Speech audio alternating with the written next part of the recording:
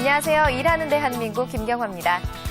지난 주말 고용노동부의 주최로 열린 2010 해외 취업 박람회에는 3만 명이 넘는 구직자들이 몰려서 해외 취업의 문을 두드렸다고 하는데요. 더 넓은 세상으로 나가 자신의 역량을 펼치는 글로벌 인재들의 활약 기대해 보겠습니다. 잠시 후 취업 ABC에서는 최근 스마트폰 이용자가 늘어나면서 더불어 활력을 얻고 있는 모바일 게임 업계의 채용 동향 살펴보겠습니다. 10월 11일 월요일 일하는 대한민국 오늘 순서 시작하겠습니다.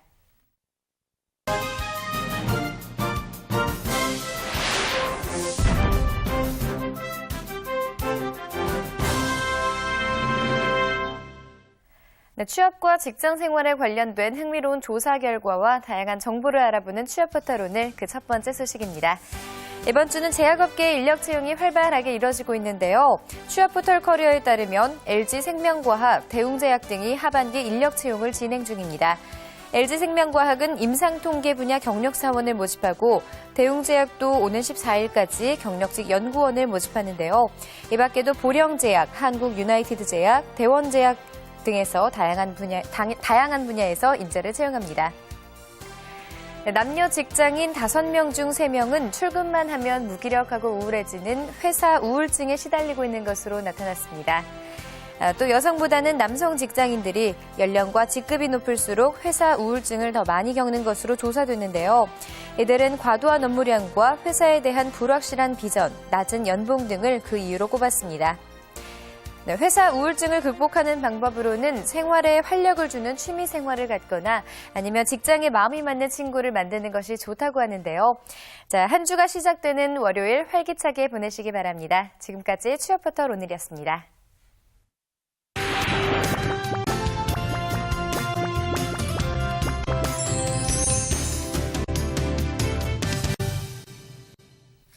네, 흔히 처음 만나는 사람과 몇 마디 인사와 대화를 나눠보면 어느 정도 상대방에 대해 파악할 수 있다고들 하는데요.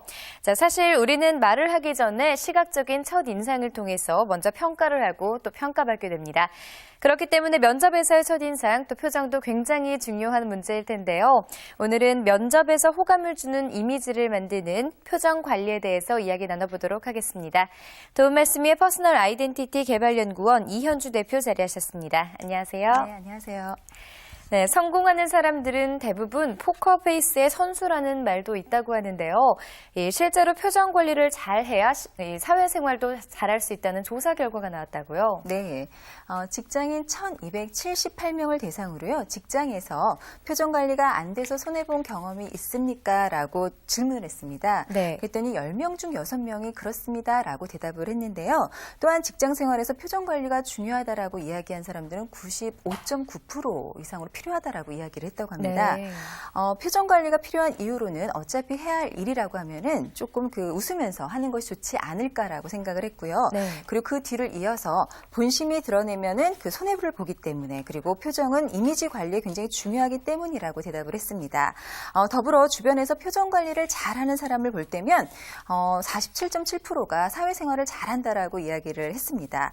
실제로 표정이 좋은 사람이 사회생활을 잘하는 건지 아니면은 잘하는 것처럼 보이는지는 모르겠지만 결국은 긍정적인 영향을 준다라는 거는 우리가 다시 한번 말해도 지나치지 않을 것 같다는 생각을 하고 있습니다. 네, 이렇게 사회생활에도 표정 관리가 참 중요한데요. 면접에서 표정이 미치는 영향은 어떤가요?